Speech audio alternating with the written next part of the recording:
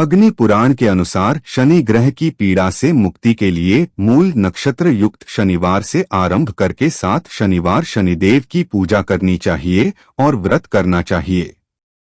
व्रत कथा। एक समय में स्वर्गलोक में सबसे बड़ा कौन के प्रश्न पर 9 ग्रहों में वाद विवाद हो गया। निर्णय के लिए सभी देवता देवराज इंद्र के पास पहुंचे और बोले, हे देवराज, आपको निर्णय करना होगा कि हम में से सबसे बड़ा कौन है। देवताओं का प्रश्न सुन इंद्र उलझन में पड़ गए। फिर उन्होंने सभी को पृथ्वीलोक में राजा विक्रमादित्य के पास चलने का सुझाव दिया। सभी ग्रह भूलोक राजा विक्रमादित्य के दरबार में पहुंचे। जब ग्रहों ने अपना प्रश्न राजा विक्रमादित्य से पूछा तो वह भी कुछ देर के लिए परेशान हो उठे, क्योंकि सभी ग्रह अपनी अपनी शक्तियों के कारण महान थे। किसी को भी छोटा या बड़ा कह देने से उनके क्रोध के प्रकोप से भयंकर हानि पहुंच सकती थी। अचानक राजा विक्रमादित्य को एक उपाय सूझा और उन्होंने विभिन्न धातुओं जैसे सोना, चांदी, कांसा, तांबा, सीसा, रांगा, जस्ता, अभ्रक व लोहे के 9 आसन बनवाए। सबसे आगे सोना और सबसे पीछे लोहे का आसन रखा गया। उन्होंने सभी देवताओं को अपने अपने आसन पर बैठने को कहा। उन्होंने कहा, जो जिसका आसन हो ग्रहण करें। जिसका आसन पहले होगा वह सबसे बड़ा तथा जिसका बाद में होगा वह सबसे छोटा होगा। चूंकि लोहे का आसन सबसे पीछे था, इसलिए शनिदेव समझ गए कि राजा ने मुझे सबसे छोटा बना दिया है। इस निर्णय से शनिदेव रुष्ट होकर बोले, हे राजन, तुमने मुझे सबसे पीछे बैठाकर मेरा अपमान किया है। तुम मेरी शक्तियों से परिचित नहीं हो। सूर्य एक राशि पर 1 महीने, चंद्रमा 2 महीने 2 दिन, मंगल 1.5 महीने, बुध और शुक्र 1 महीने, बृहस्पति 13 महीने रहते हैं। लेकिन मैं किसी भी राशि पर 2.5 वर्ष से लेकर 7.5 वर्ष तक रहता हूँ। बड़े बड़े देवताओं को मैंने अपने प्रकोप से पीड़ित किया है, अब तू भी मेरे प्रकोप से सावधान रहना। इस पर राजा विक्रमादित्य बोले, जो कुछ भाग्य में होगा देखा जाएगा। इसके बाद अन्य ग्रहों के देवता तो प्रसन्नता के साथ चले गए, परंतु शनिदेव बड़े क्रोध के साथ वहां से विदा हुए।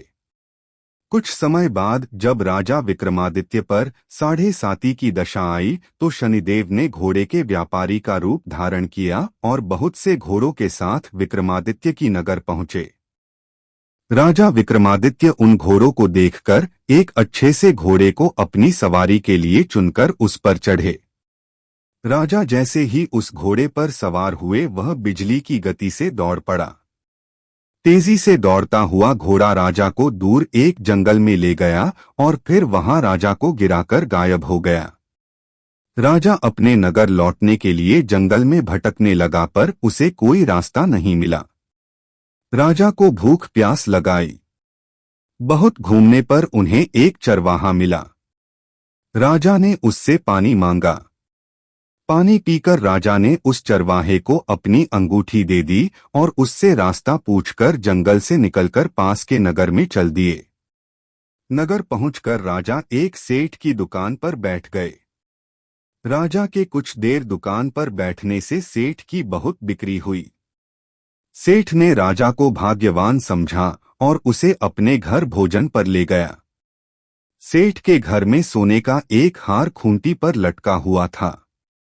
राजा को उस कमरे में छोड़कर सेठ कुछ देर के लिए बाहर चला गया।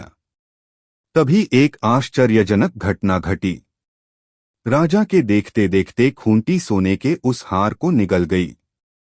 सेठ ने जब हार गायब देखा तो उसने चोरी का संदेह राजा पर किया और अपने नौकरों से कहा कि इस परदेशी को रस्सियों से बांधकर नगर के राजा के पास ले चलो। राजा ने विक्रमादित्य से हार के बारे में पूछा तो उन्होंने बताया कि खूंटी ने हार को निगल लिया। इस पर राजा क्रोधित हुए और उन्होंने चोरी करने के अपराध में विक्रमादित्य के हाथ पांव काटने का आदेश दे दिया। सैनिकों ने राजा विक्रमादित्य के हाथ पांव काटकर उन्हें सड़क पर छोड़ दिया। कुछ दिन बाद एक तेली उन्हें उठाकर अपने घर ले गया और उसे कोल्हू पर बैठा दिया। राजा आवाज देकर बैलों को हाँकता रहता। इस तरह तेली का बैल चलता रहा और राजा को भोजन मिलता रहा। शनि के प्रकोप की 7.5 पूरी होने पर वर्षा ऋतु प्रारंभ हुई। एक रात विक्रमादित्य मेघ मल्हार गा रहा था, तभी नगर की राजकुमारी मनभावनी रथ पर सवार उस घर के पास से गुजरी। उसने मल्हार सुना तो उसे अच्छा लगा और दासी को भेजकर गाने वाले को बुला लाने को कहा। दासी लौटकर राजकुमारी को अपंग राजा के बारे में सब कुछ बता दिया।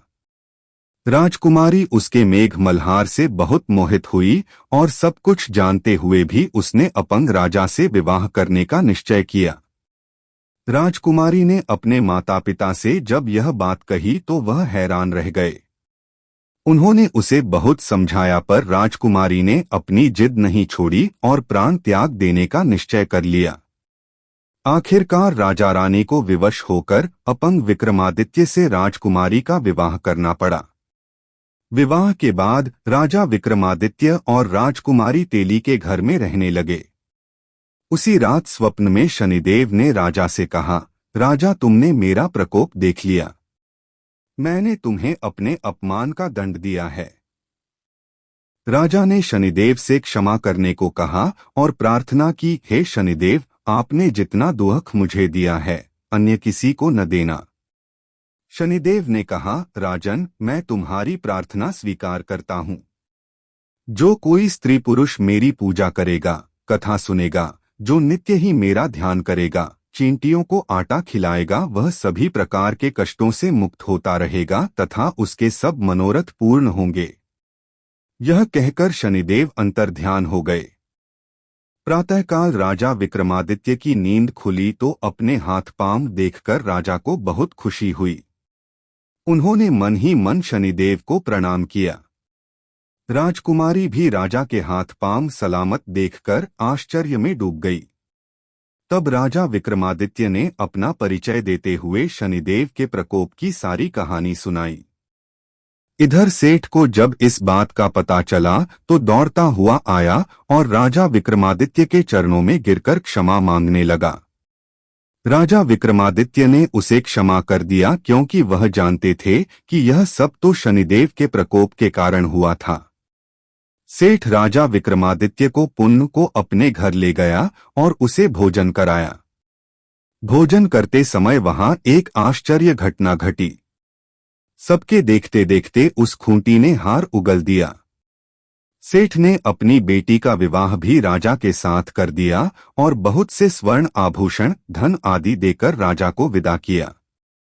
राजा विक्रमादित्य राजकुमारी मनभावनी और सेठ की बेटी के साथ अपने नगर वापस पहुंचे तो नगरवासियों ने हर्ष के साथ उनका स्वागत किया। अगले दिन राजा विक्रमादित्य ने पूरे राज्य में घोषणा कराई कि शनिदेव सब ग्रहों में सर्वश्रेष्ठ हैं। प्रत्येक स्त्री पुरुष शनिवार को उनका व्रत करें और व्रत कथा अवश्य सुनें। राजा विक्रमादित्य की घोषणा से शनिदेव बहुत प्रसन्न हुए। शनिवार का व्रत करने और व्रत कथा सुनने से शनिदेव की अनुकंपा बनी रहती है और जातक के सभी दुख दूर होते हैं।